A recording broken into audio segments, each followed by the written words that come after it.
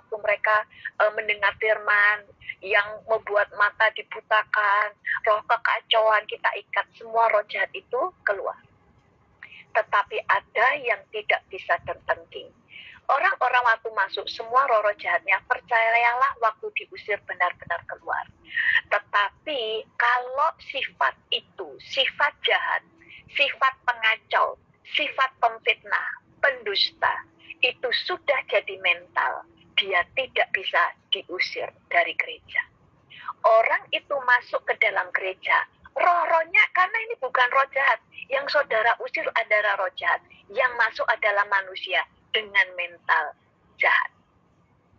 Makanya bagi iblis lebih mudah memakai manusia yang mentalnya sudah jahat daripada memakai roh-roh jahat. Karena orang percaya berkuasa mengusir roh jahat, lidahnya penuh kuasa. Nah, tadi dikatakan ada seorang nabi tua yang dikatakan anak-anaknya cerita apa yang dilakukan nabi muda, abdi Allah yang muda itu. Bahkan dikatakan apa yang dikatakan oleh nabi muda itu kepada ayahnya. Berarti ayahnya tahu persis bahwa nabi muda ini berkata bahwa dia kalau tadi jalan dari sini ke istana raja, nanti nggak boleh balik. Dia harus jalan ke arah yang lain. Tidak boleh balik ke jalan yang sama. Kedua, nggak boleh makan dan minum di situ. Misalnya, kalau dia ada di Yerusalem misalnya, atau kita sekarang ngomong di kota di Jakarta. Selama dia ada di Jakarta, tidak boleh makan dan minum di situ. Harus keluar dari Jakarta dulu, baru boleh makan dan minum. Jadi dua perintah, tidak boleh jalan di jalan yang sama, kedua nggak boleh makan dan minum. Tapi nabi itu, yang tua itu malah berkata, nabi tua ini memang nabi, saudara. Dan dia katakan, aku ini seorang nabi. Dan malaikat Tuhan berkata bahwa supaya kamu mengajak kamu pulang ke rumahku, makan dan minum. Kalau ngajak ke rumah dia, berarti nabi tadi balik. Nah, saudara bisa lihat kebohongan yang kelihatannya sangat sederhana, ternyata membunuh nabi muda itu. Nabi muda itu sebenarnya masih banyak hal yang bisa dia lakukan bersama Tuhan. Tuhan itu perlu anak-anak Tuhan, karena anak-anak Tuhan di tangan Tuhan juga adalah senjata yang powerful. Karena kita bisa dipakai Tuhan menumpangkan tangan atas orang sakit sembuh, perkataan kita memulihkan dan sebagainya. Karena hidup kita maka ada banyak orang bisa diinjili. Tuhan membutuhkan kita. Tuhan bisa bekerja sendiri, tetapi oleh karena hukum-hukumnya Tuhan sudah menetapkan manusialah yang punya otoritas atas dunia ini. Tetapi iblis itu bagi iblis, anak-anak Tuhan yang penuh urapan adalah teror bagi kerajaan itu. Makanya iblis itu berusaha menghancurkan hidup orang itu. Dan iblis seringkali memakai manusia dan memakai sesama orang percaya. Bahkan tadi dikatakan adalah nabi. Dia berdusta. Tadi dikatakan dia berbohong. Kebohongannya membuat anak nabi muda tadi mati diterkam singa. Yang kedua, seharusnya dia masih melakukan banyak hal terhenti karena iblis selalu ingin menghentikan kegerakan. Dua hal yang kita belajar di sini. Yang pertama, kita harus selalu menjaga telinga kita. Jangan mudah percaya dengan perkataan orang. Tetapi kita harus menjaga hati kita, selalu minta hikmat, minta kepekaan dari Tuhan, supaya kita berjalan bersama Tuhan. Contoh kecenderungan perempuan, itu mudah dipengaruhi telinganya. Makanya dikatakan kelemahan wanita di telinga, kelemahan laki-laki di mata. Ada banyak orang itu cepat percaya dengan gosip, padahal dia belum melihatnya. Contoh yang kedua ya adalah, sebelum saya menjelaskan semuanya ya, tentang Amnon. Amnon itu adalah anak Daud yang jatuh cinta kepada Tamar. Waktu dia jatuh cinta kepada Tamar, dia meminta nasihat kepada temannya. Dikatakan begini,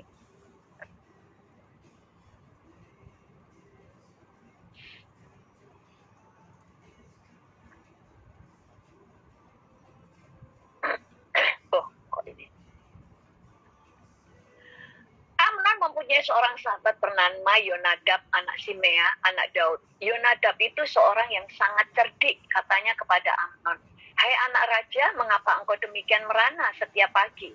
Tidakkah lebih baik engkau memberitahukan kepadaku?" Kata Amnon kepadanya, "Aku cinta kepada Tamar, adik perempuan Absalom, saudaraku itu."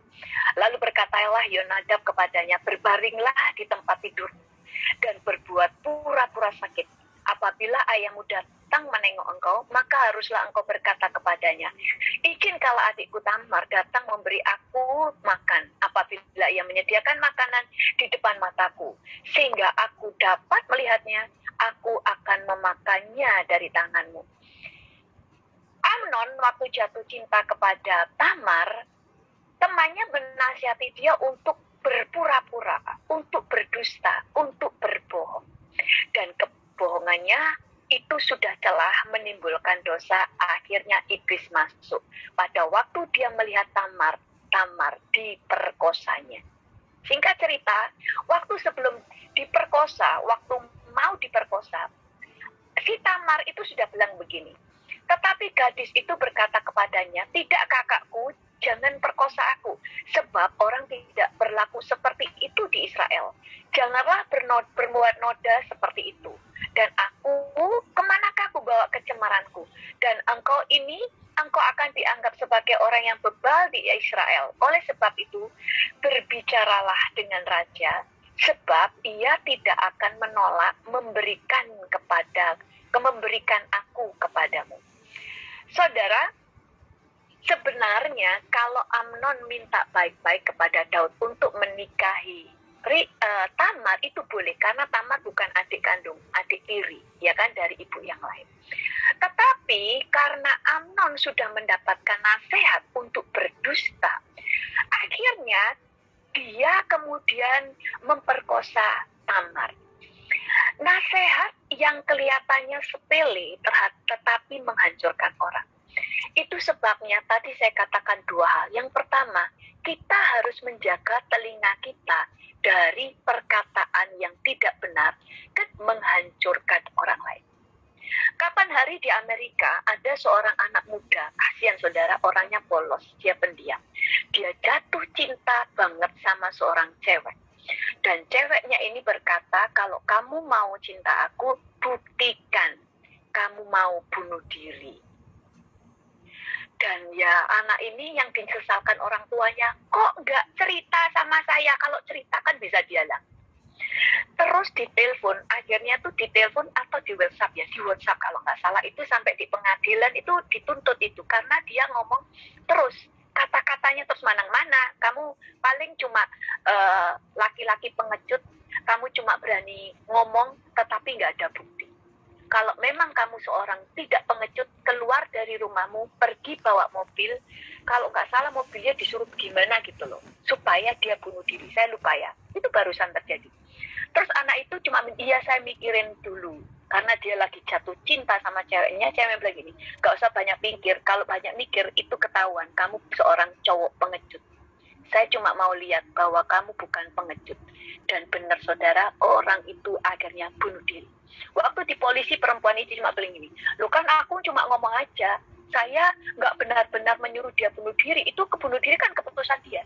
Padahal kata-katanya terus berkata, "Kamu seorang pengecut, kamu seorang tidak berani, kamu seorang laki-laki yang cuma pintar ngomong dan sebagainya." Sampai akhirnya orang itu bunuh diri.